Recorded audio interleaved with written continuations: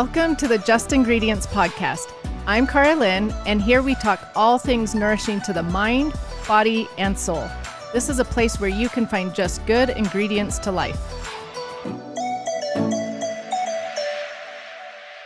I am always looking for a great gift idea, and Coconut personal lubricants are always a huge hit for your partners and the perfect Valentine's Day gift. If you're making clean ingredient swaps, it is so important to make sure you are getting quality ingredients that are good for your body, inside and out. Coconut oil and water-based lubricants have the healthiest ingredients list I've seen. They use all natural ingredients, are cruelty-free, made in the USA, and their packaging is plastic-free. For an exclusive discount code, head to coconut.com. That is coconut without the T. And use code CaraLynn15 for 15% off your order. That's KARALYNNE15. My code stacks with their on-site discounts, so order today and thank me tomorrow. Meg Kilcup is a doctor of pharmacy and an integrative health practitioner. In her career, she focused on patient safety, and through that journey across the micro and macro levels of the health system, she came to realize how much creating true and sustainable health is simply missed. While Western medicine has a time and a place, Meg spends her days now empowering people to get to the root cause of their symptoms and issues and create sustainable health with their lifestyle. Lifestyle foundations are critical when it comes to health, and there are also many incredible holistic options available to us. Meg owns her own health business now and lives in Washington with her husband and 3 boys. Thank you, Meg, so much for coming here today and being on the show. I'm actually really excited to talk to a pharmacist. I've never interviewed a pharmacist, so thanks for being here. Well, I'm so excited to be here. Thanks for having me. So why don't you tell my listeners a little bit about yourself and maybe your background in pharmacy? Sure. When I was younger and in college, I thought, okay, I want to help people. I love chemistry and the idea of medicine, but I don't like blood and guts, and it ended up being like, okay, pharmacy will be great for me. I can serve people and help people without having to touch them all the time. So I got into pharmacy and went through my education and learned a ton in the process. But through my 4th year, you go through like training on site. And it was pretty shocking to me how many people were on just so many medications. And I felt like when I was in the pharmacy or in the hospital, I didn't have the time to truly help them. And they felt burdened by even keeping track. And there's just so many diagnoses, so many medications. And so I got interested in doing a residency in patient safety. And I was like, okay, it's going to be my goal to help people get off of all these medications if they can, because it's actually, it felt like to me, while in some cases it's helpful, obviously, in many cases it was harming people and actually making their quality of life worse. And so I ended up getting extra training in patient safety, and I ended up working with like large clinical settings, hospital settings, with providers on making it so that care could actually help people create health, which is actually ironically really hard to do in the healthcare system. And so that's what kind of launched me on the trajectory I've been on today, was just being in the depths of working with not only patients that were overwhelmed with their 15 medications and their 30 side effects, but at the same time, working on the macro level of the system that is very broken. There's a lot of good intent, great providers, but it's really, really broken at the same time. So when you say it's broken, what do you mean by that? Well, it means that patients can get lost in the midst of providers and referrals. And one patient might be seeing, this neurologist and this person for their cardiologist, and their primary provider, and not all the people are talking together. Patients can get on multiple medications for the same purpose, or, they might kind of not even know how to navigate, who to talk to truly help them heal. And then you also have kind of like insurance at play and financial bias at play, where ideally like a patient is the center of care. That's ideal. What can happen is kind of like guidelines can become the center of care and not necessarily tailored to an individual patient. So the system can, in my opinion, get in the way of, really truly helping a patient, although that's not the intention. That makes sense. I actually experienced that this last month with my mom because she was here visiting. And long story short, she had her endocrinologist prescribe something that for her type 2 diabetes, but then it Right. wasn't doing well with her kidneys. And her kidney doctor was like, no, wait, that's the wrong medication. Her kidneys are having issues. So she shouldn't be on those diabetic medicines. So it was Right. like the endocrinologist wasn't talking with her kidney doctor. And so, yeah, I see Right. how that can happen. So I'm curious, when you were a pharmacist, were there any times that you could teach about healing, or do pharmacists teach about healing, or they just don't have time and they just have to give the prescription? In my experience, there are some unique opportunities where pharmacists might be able to sit down with a patient and be like, okay, you have these medications for your diabetes. These are, what you need right now. But in the long term, this is what can truly like get you off the medications, help you heal. But those are really unique and rare opportunities. I mean, pharmacists are trained to talk about how to take medications. Most pharmacists are trained like, obviously like you need to be compliant. Like this is, and many pharmacists approach it like this is kind of like what patients might need to take their whole life. And I think that can help in even with providers too and doctors, the system can be very much focused on pharmaceuticals versus alternative like lifestyle approaches to getting better.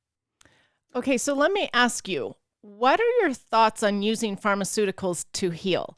Because I talk a lot about healing. So is there a place for pharmaceuticals in healing? I think there is definitely a place in pharmaceuticals for certain people and certain types of healing, and maybe even for part of a journey. So, I'm really passionate about creating health and using, reducing stress, eating real food, exercise. All of these things can replace pharmaceuticals, whether it be for diabetes or for depression or for so many things, right? However, I do think that it's not safe to say, we should never use pharmaceuticals. Of course, for acute care, I mean, that's definitely its own case where it's like, wow, pharmaceuticals, Western medicine, so great. I think that I just got a message from someone actually the other day that was like, thank you for saying this, because I think some people might even feel guilty if they have to take a pharmaceutical for a short time while they're on their trajectory of healing, while they're on their path. Some people might not even, their body might truly need something even for a short term. But I truly believe that a lot of pharmaceuticals are not needed, and it can be the go-to. I mean, I can give you an example from yesterday, well, 3 days ago. I went to see an ENT, and because I've had this ear sound and I'm like, what's going on? I just want to make sure I'm not going to lose hearing. And she's talking to me. She's like, I don't think it's anything serious, et cetera. And she's like, you can take amitriptyline, which is antidepressant. She's like, you can take an anti-seizure medication. So I could have walked out of that appointment with an ENT with a prescription for an antidepressant. Wow. That I don't need, that those can cause all sorts of other side effects. Anti-seizure medication also could have too. And so I think what happens is people, whether it's an example like that or for their blood pressure or their cholesterol, they get put on a pharmaceutical when they could likely reverse their diagnosis or wherever their body is in their equilibrium truly with just lifestyle. And there's so much power there. And there's only positive side effects to eating real food and to moving our body and to sleeping, enough. But there's so many damaging side effects of a lot of drugs, unfortunately. And it's just not really talked about and not really understood by most people why that happens, how that happens. So that's something that I'm really passionate about, because I think a lot of people take them unnecessarily. And then their one pharmaceutical turns into 3 pharmaceuticals because they got new side effects, then they're on 5. And that's when patients get in a lot of trouble. It can actually lead to kidney failure or things like that, because it just gets to be a lot for the body and, not ideal. So I love that you said there is a time and a place for pharmaceuticals, because I think too many people are like, oh, only pharmaceuticals or only alternative and lifestyle type things. And I think more of us, pharmacists, doctors, therapists, all of us need to come together and be like, look, there's a time and a place for both. And we need to Yes. take the best of both worlds and combine them. And that's how we can best help people in their health. So thank you Yes. for saying that as a pharmacist. I also want to talk to you about what you were talking about with people taking 3 pharmaceuticals or 3 drugs and then 5, and it just becomes more and more. So I have a family member who believes that pharmaceuticals are completely safe, that the FDA wouldn't allow them if they weren't safe. So she's now on 17 different ones. But like you said, there is a problem, right? Because one causes a side effect. So you take another one to counteract that side effect, and then you take another one to counteract that side effect, et cetera, right? Yeah. And so the issue is that these medications, something that I like to explain to people is when you hear on the TV or your doctor might say, well, you might experience side effects. I tend to call them expected effects, because when you throw off a physiological process in your body with a chemical, a synthetic chemical, you're putting it in your body. Maybe your goal is to lower your blood pressure, or to maybe you're wanting to lower your cholesterol. It's also going to do 100 other things in the body as you're taking that medication for the one issue. And so then, like we've said, we've created all these new issues within our body due to the medications that we're taking. And so to say they're safe, that's actually one of the first things that got me interested in safety. Was I kept getting these emails from the FDA, drug recall, drug recall, drug recall. PPIs, or stomach acid reducers, can cause stomach cancer, or antidepressants can cause increased thoughts of suicide, things that were really shocking to me. And I thought, wow, I've been telling patients the last 2 years that this is safe, and now we know it's not. And so what happens is those side effects, or in my mind expected effects, they are revealed over time.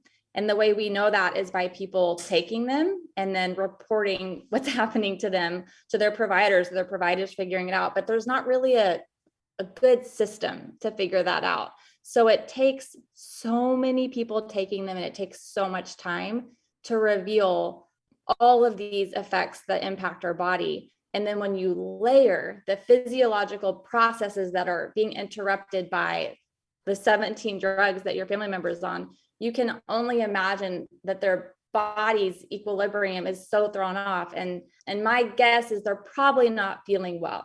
Another layer to that is, if we're potentially masking symptoms or covering them, we might not really be resolving the health issue in the first place. So maybe somebody really needs to lose weight and they have back pain from their weight, and they're taking something to cover up their back pain. They're not ever really going to relieve themselves of that until they get to that root cause. So that's kind of another layer. I love that you talk about root cause, because I talk about that quite often. And I think it's so important that we find the root cause of our issues, because it's usually not just something is magically happening. It's because something has happened in the body that symptom is happening. So what do you suggest to your followers and those that you work with to find their root cause? Yeah, I think the first thing that I always recommend is just listening to your body. And that could be one of the first things that helps guide you to, like, oh, I'm associating this with that, or, this feeling after this food, or things like that. Second of all, I think it's hard to really identify and get down to it unless you're working with a really good provider. I don't think it's like you have to have a good provider to get to your root cause. I think a lot of people are self-learners and know how to adjust lifestyle, and maybe it's elimination diet, all these things. But something about root cause that I think is so important, and that I'm glad that you mentioned, is people can take all the same medication, but have like 1,000 different root causes for why they're trying to take that pharmaceutical. So it's probably not going to work the same in all those people. So each person as an individual has to know likely what's going on in their body through labs and through testing and through specific targeted testing. I even say, and I love holistic remedies, but you don't even want to be blindly supplementing all these holistic supplements if you don't know what is causing your symptom in your body. So, I think it's kind of a joint effort. I think we know ourselves are the best. We get to heal ourselves. We need to trust that within us, but working with someone to help you target, okay, what are my deficiencies? What am I missing in the foundations of health? Maybe do I have allergies that I have no idea? There's people that have specific food allergies that are eating real food, but they're allergic to certain real foods. And that can cause all sorts of things, all the way to leaky gut, which can impact, a whole slew of other issues. So yeah. I think it's so important to test and not guess. Yes. And even for someone like me that knows a lot about nutrition and is really in tune to my body, I still don't want to really guess. And so just a couple months ago, I wasn't feeling that great. And I was like, hey, something is off. I don't know exactly what's off. So I'm going to go get some lab work done. And I did. And it was what I thought. Like my cortisol was a mess from stress, but I wanted to make sure that's what was going on so that I could focus on that in my healing. So yes, I so agree with you. Go test, don't guess. But you've got to listen to your symptoms to know what to go tell the doctor. So yes. Let me ask you something else off of this subject, but I've been wanting to ask a pharmacist. There's a big debate out there about antibiotics. So what is your take on antibiotics? My take is antibiotics are really good at their job, and they're really great when you need them. Like, I am so thankful that we have antibiotics available to us in our toolkit, right? Like, they have saved so many lives, from sepsis to really serious acute infections that people would die otherwise. And they help so many surgeries take place, maybe that wouldn't happen otherwise. However, we chronically overuse them as a society so much. There's so many, oh gosh, how many is it? There's 2.8 million antibiotic resistant infections yearly, because we have created kind of like a superbug problem in our world. Yeah. Wow. And we actually there's 47 million antibiotic courses prescribed every year for infections that don't need them. Oh my goodness. I know, it's really alarming. I actually dedicated 5 years of my career on antibiotic stewardship because it is such a big deal. Because it's kind of like a 2-layer. First one I'm talking about is we're creating like very resistant superbugs because we're overusing these way too much for viruses or even for bacterial infections that don't need antibiotics. So just because somebody has a bacterial infection doesn't mean you need antibiotics to heal from it. And so that's a common misconception. I think oftentimes people are like, oh, well, if it's a virus, you don't need it, but if it's a bacteria, you do. So anyways, we are chronically overusing them. Actually, today, 700,000 people die from drug-resistant bacterial infections, but in the year 2050, it's expected that 10 million people will die every year from drug-resistant superbugs. Wow. If we keep using them the way we are, it's actually more people will die from like resistant superbugs than cancer. Oh my which goodness. Is really astronomical, because cancer is also skyrocketing. So there's that whole layer of it. But then, so that's kind of like the public health threat of it all. But then also, as individuals, as human beings, what happens when we take antibiotics, we're obviously going to kill, quote, the bad guys, the bacteria that are giving you that cold that you just want to kick because you want to go back to work or, whatever it is. But we're also killing all the pathogenic bacteria in our gut, or a lot of them. And those bacteria are like our BFFs when it comes to our health. The bacteria in our gut, and I know you talk about this a lot, they drive so many physiological processes, our nutrient supply, our vitamin production, our mood, that gut-brain connection, allergies. There's literally not like everything that you think of when it comes to health ties back to what our gut bacteria do for us. It's pretty wild. Their genes outnumber our human genes by 10 to 1. So when we take antibiotics and we wipe that out, it can have really devastating effects. Some people can manage, one course, they can rebuild their gut, they can manage it well, and they can be fine. But unfortunately, in today's society, people tend to take them chronically. And ironically, the more we take them, the more you break all that down, including your immune system, which is kind of ironic because, as you know, our immune system it's housed in our gut. And so when you take those antibiotics and you wipe out all the bacteria that are helping to, create that immune system for us, you're wiping out the very thing that you need to beat the infection. Right. So I like to say, they're really great for when we truly need them, but oftentimes we really don't. And it kind of becomes that quick fix that leads to a lot of problems. Those are some crazy numbers. So, why don't doctors just stop prescribing some of these? Does it fall on the doctors? Is that the problem? Because they're the ones prescribing them.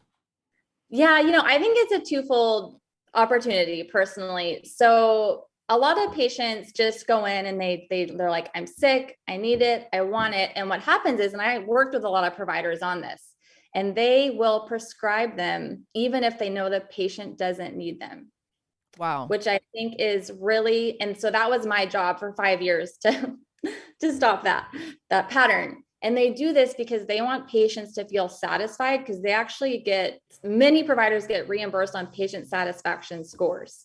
So they might be prescribing an antibiotic or another drug, maybe an opioid, maybe other drug you might not need, because they want you as the patient to feel satisfied. So I think that's a really unfortunate barrier to appropriate care, because it's such a cool learning opportunity for a doctor to say, hey, you know what? I get it. It's no fun having a cold, but here's what we can do. Take hot showers, eat, drink bone broth, warm soup, rest, eat real foods. Call me in a week if, you're still in a terrible place, right? Like, I'm still here for you. If you take antibiotics, actually, you're not only going to probably not get better because it's likely viral, but you're also going to maybe cause a whole slew of other problems. And let me tell you about those, and you don't want those. So, I think it's such a learning opportunity, I think, for both a patient and for people and for a provider to work together. But sadly, we're really just not there as a society, and the system as a whole is super pharmaceutical centric. So people just kind of expect it. Yeah, it's too bad, actually. And I have talked to doctors before, and some have said, we just don't have time to educate them in the room when they're there. We've got 15 minutes and we don't have time to say, okay, maybe not antibiotics. Let's do vitamin C, vitamin D, zinc. They just don't have the time to educate. But where I wish maybe we'd educate is the pediatricians, because I know when I had younger kids and I wasn't on a health journey and didn't know about this, they would prescribe antibiotics anytime I brought a kid in with a hurting ear. Oh my gosh. And yes, and 80% of ear infections resolve on their own. And it really breaks my heart when kids are on a lot of antibiotics as young children, because it can create a lot of long-term issues, from a leaky gut, like allergies, developmental disorders, mood disorders. So when providers are kind of just prescribing that, it can really impact a young child's life, and it can impact their biome for the rest of their life. There's studies that show that, which is pretty wild. But I personally, I'm like, I think there's time. I think there's ways. I helped providers make cool little like no RX pads where we would write down like, vitamin D, like you're saying, all the supplements that you take, and here's a great smoothie kids love, and here's a soup kids love, and a warm compress in the ear, and this is something you can do for their ear. You can drop this in and help them feel like supported in the alternative. And I think that's where there's just not the education there. Like when I was presenting this to providers, that was not what they're used to hearing. So I think, in my opinion, I think there is time. It's just not the culture. It's not the training. It's not what's on TV. And a lot of people just get desperate and they're like, just tell me what to do, doc. Yeah. So Well, maybe the pendulum is swinging a little bit as we try to educate more parents, oh, because it is. Yeah. I feel like there's more people on social media, a lot of doctors, pharmacists, all these different practitioners trying to teach people like, hey, there is a different method or a different choice. You don't have to go the antibiotic route. So hopefully the pendulum is swinging. Oh, it for sure is swinging. And I think the ones that do want to find that time, they're totally doing it. And patients are flocking to those providers. They're loving that support. And yeah, I think the more educated we all become too, as patients and people, it helps the whole system in general, so Right. I love it. Okay, so let me ask you this though about antibiotics. If someone is taking an antibiotic, because like you said, there are times that they are great, that they're a huge benefit. I know my husband got a staph infection once and they were life-saving for him. So, but we don't take them every day for ear infections and things like that. But if someone does have to take an antibiotic, Do you suggest taking a probiotic with it or after it, or not necessarily? So probiotics are, I wouldn't say controversial. I would say for many people, they're very helpful. There are some studies that show that a lot of the bacteria in it are not live anymore once it's been on the shelf and then hits your tummy. So I would just say, make sure to get a good one. When people are taking probiotics with antibiotic, obviously the antibiotic's going to be depleting a lot of what you're taking at the same time. So you're trying to keep that equilibrium, right? So I would definitely say after is a really important time because, that's when you want to replenish what has been lost. But I always recommend, okay, yes, find a good probiotic. But I truly believe that what we eat is even more powerful than taking a probiotic when it comes to restoring the gut. And here's why. So if you're sick and you are eating, lots of sugary foods, lots of processed foods, you're literally just feeding the bad bacteria. Those bacteria thrive on processed foods and sugary foods. But when we eat real whole foods and when we eat something called soluble fiber found in veggies and potatoes, our body actually can't digest it. And what digests it is the good bacteria. So we get to, it's like, I love this so much because you can use food as medicine. And that is simply eating what I call and what many people call a prebiotic. So we can eat the food that feeds the good bacteria that you want to be growing more and more and more back into your gut. And there's so many studies on this, ranging from like what's in pomegranate, what's in matcha tea. Those two superfoods actually feed a good bacteria that you can't even take a probiotic for. Like, the creation in foods, they're just designed so amazing and they feed our gut. And so, I say, great, take a probiotic. But if you're looking at that month after you've had antibiotics, I did this because I had to take antibiotics last summer. And I was not looking forward to that. Happened all of a sudden. I needed them. I was super thankful for them. Was in a very remote location. It's a long story, but all that to say, I did a really good job on eating tons of fruits and veggies and phytonutrients and prebiotic foods, which is like leeks, jicama, sweet potatoes, onions, garlic, and all of those foods are what replaced all that good bacteria in my gut because it fed them. So I actually didn't have any side effects from my antibiotics, and I didn't even really take my probiotic that long because I was like, wow, this whole food thing is really working. So I always really empower people to not forget that, because I think sometimes it's like, oh, let's take the probiotic and move on with my life. But what we're putting in is like the number one thing that is going to impact your gut health and how your bacteria regrow and repopulate in your gut. Yeah, because if you're taking a probiotic and eating sugar and processed foods, it's like counteracting each other almost. I tell Yes. parents that a really easy prebiotic to feed your kids is an apple. And I Yes. love the saying, an apple a day keeps the doctor away. And I think it's because it's the prebiotics in the apple feeding your good Yes. bacteria so that your good bacteria can do all of its amazing benefits. I love So, it. And I tell people too, I love that, Carolyn, because I think sometimes it can get overwhelming. People can be like, oh, okay, well, which fruits and veggies are prebiotics and which ones? And I just say, you know what, if that's overwhelming, just eat a lot of fruits and veggies. They're loaded with phytonutrients, which are prebiotics, and all of them, all of those cruciferous veggies, all no potatoes, they're going to help grow the good bacteria. So I love that. Apples, so simple. right. So I have one more question about antibiotics for you. So I know some doctors give them as a preventative measure before a surgery. Is that okay? Not necessary? What are your thoughts on that? Sure. So surgeries are really surgery specific. So I couldn't say here today that they aren't necessary for pre-surgery or post-surgery or even during surgery for certain ones, because it really depends on what the surgery is. And actually, there's tons of evidence now that post-surgery antibiotics are not helpful. So a lot of providers are changing that. The pre-surgery protocols are very specific, and I think it really does vary. So whether it's, it could depend. Is it a heart surgery? Is it a dental implant? Is it brain? There's so many different types of surgeries that the protocols vary. But what I will say is the evidence is leaning towards less and less and less. But unfortunately, as a system, it takes 17 years for a policy to change, a large policy. So I think it's going to be a while before we see those change. So yeah, it just varies. So definitely something to talk to your doctor and Yes, surgeon about before you absolutely. have the surgery. Yes. Okay, so moving from antibiotics, I have another question for you. Just because I talk a lot about mental health, I was on Mhm. antidepressants years ago.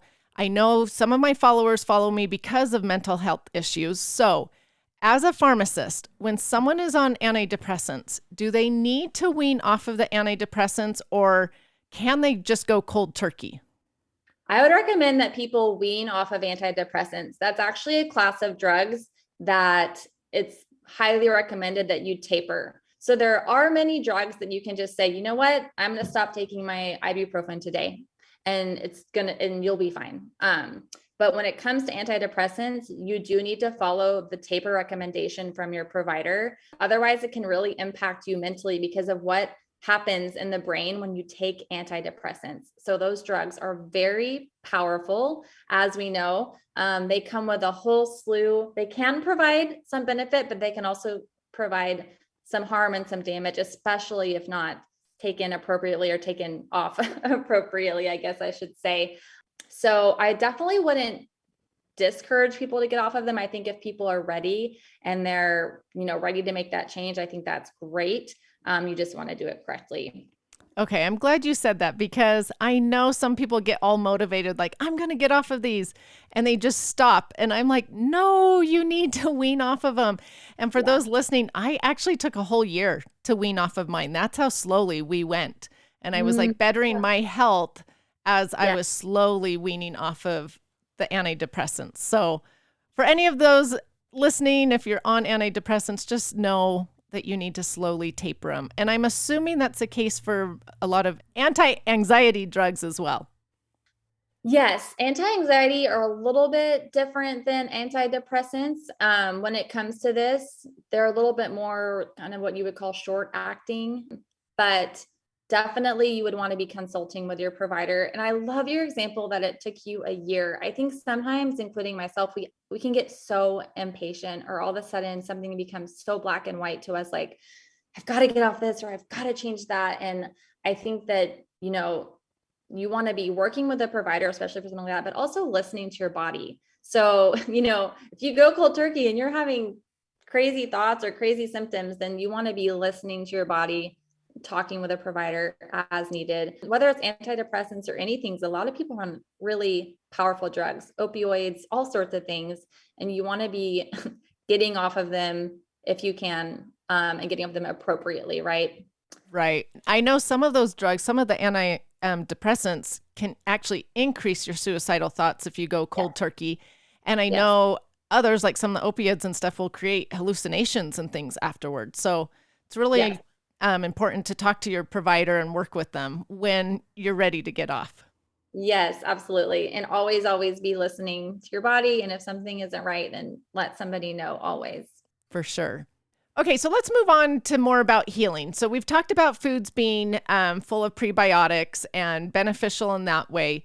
Are there other nutrients that can support healing in these whole foods? Yes. I mean, whole foods are loaded with nutrients and vitamins and minerals and phytonutrients. So, I mean, a lot of people know kind of the common ones that are really supportive of healing, like foods rich in vitamin C, foods rich in vitamin A. And you're going to find, those, of course, in lots of fruits and veggies, right? And in lots of meats and fish, right? Too. Those can be very, very healing for many, many people. And I think honestly, a lot of people aren't quite aware of that. A lot of people kind of focus on the healing properties of obviously eating real foods, salads, soups, vegetables, but there's a lot of nutrition in eggs and meats, and salmon. So yeah, these foods, I think that honestly, as a pharmacist, and in my dream world, if we could all just be eating real food, I wonder how many people would not need their pharmaceuticals, right? Because I think the food industry that is just loaded with everything from food coloring to glyphosate to all these chemicals that we can't even pronounce, they're really changing our health and our body. Whereas the food from the earth, I mean, we could talk all day about the healing nutrients in them, right? And those are what really fuel our body and give us that energy and that healing. So I totally agree with you on all of the whole foods. The whole foods just nourish our body. I know today gut health is sort of a trendy topic. So if people ask you, like, where do I start to heal my gut? What do you suggest to them?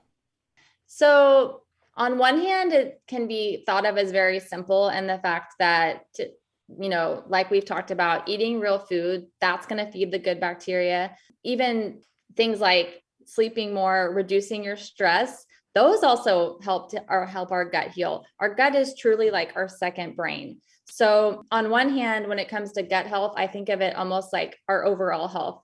Are we moving our body? That impacts our gut health. Exercise does. Are we eating real food? Are we nourishing well? Are we resting? But also with gut health, it's very individual specific. So one person might have a gut issue that is not going to be resolved by just eating real food and exercising. Maybe they have an allergy, right? Or maybe they have an overgrowth of candida. So different people might have to go through the process. There's kind of a process for people. I don't know if you've ever heard of the 5 R's for gut healing. No, tell me what those are.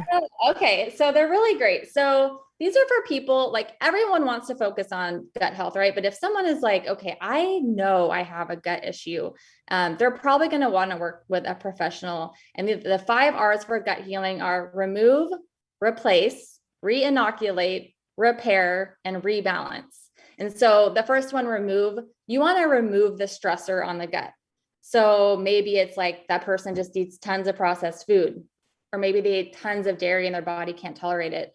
Or maybe their stressor is like an opportunistic bacteria that's wreaking havoc. So that's why I'm saying it's kind of very individual focused. So remove the stressor, replace. Some people actually do have to replace, whether it might be with probiotics, maybe with digestive enzymes.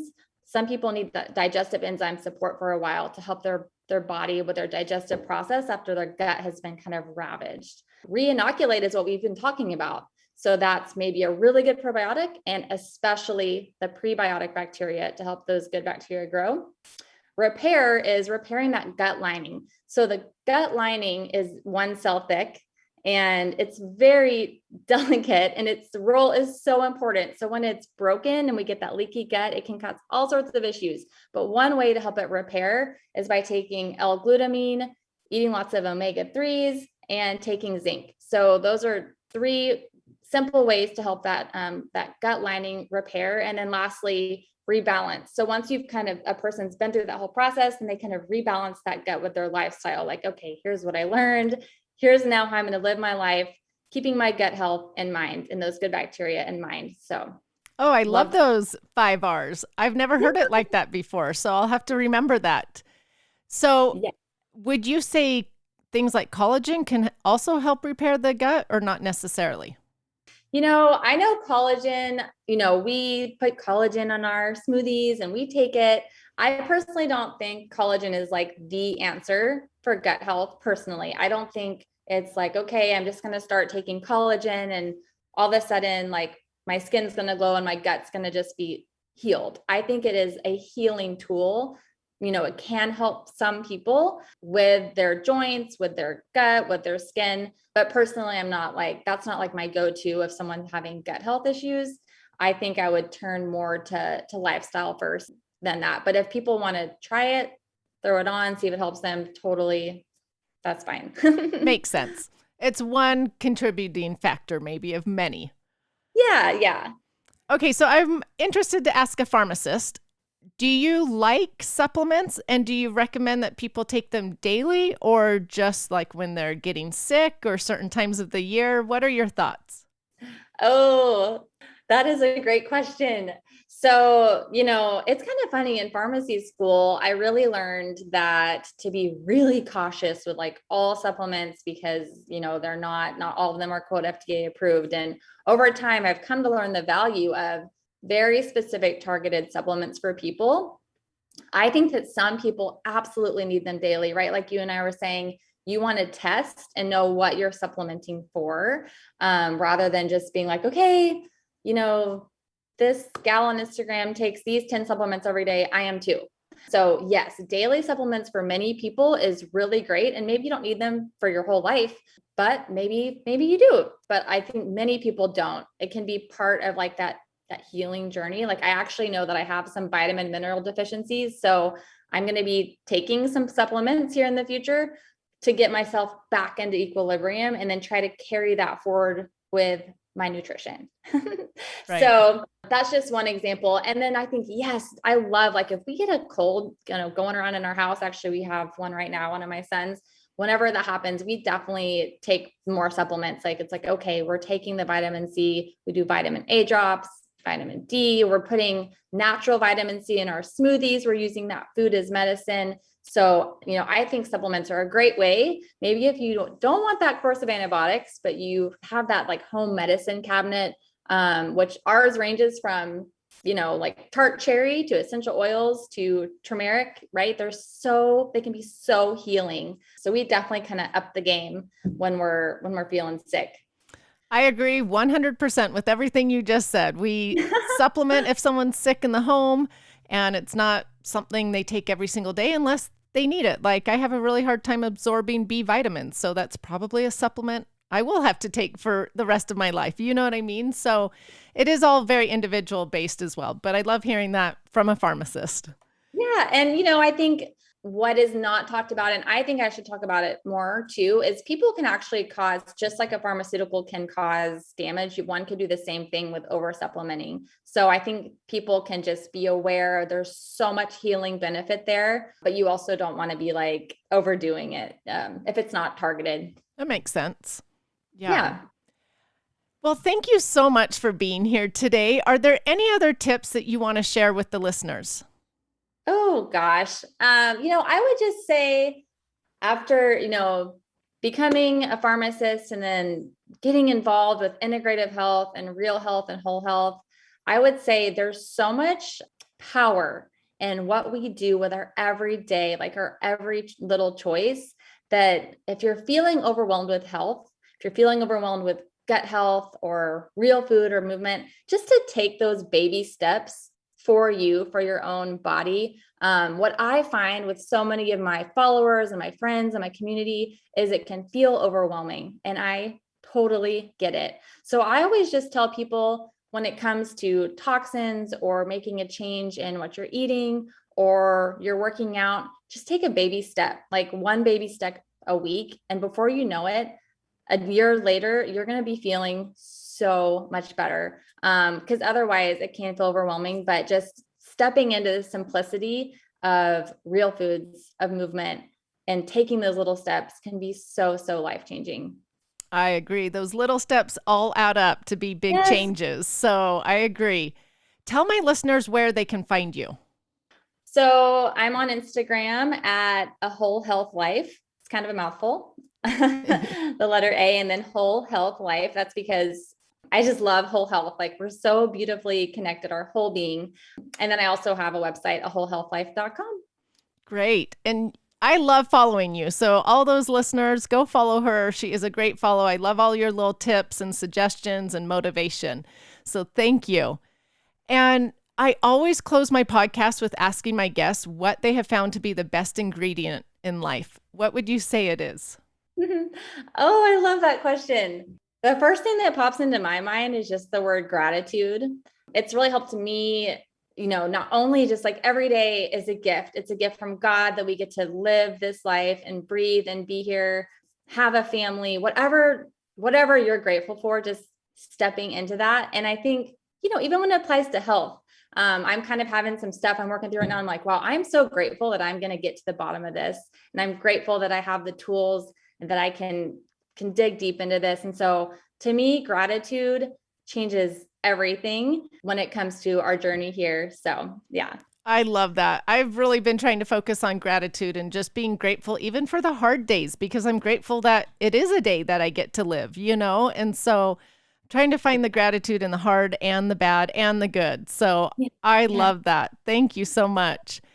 Thank you so much for being here today. Like I said, go follow Meg. She is such a great follow on Instagram, and thank you so much.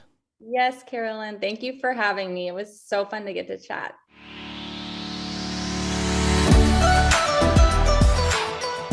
Thank you so much for listening. Remember to subscribe to the Just Ingredients podcast to learn more about your health and good ingredients to life. Plus, get daily tips at just.ingredients on Instagram.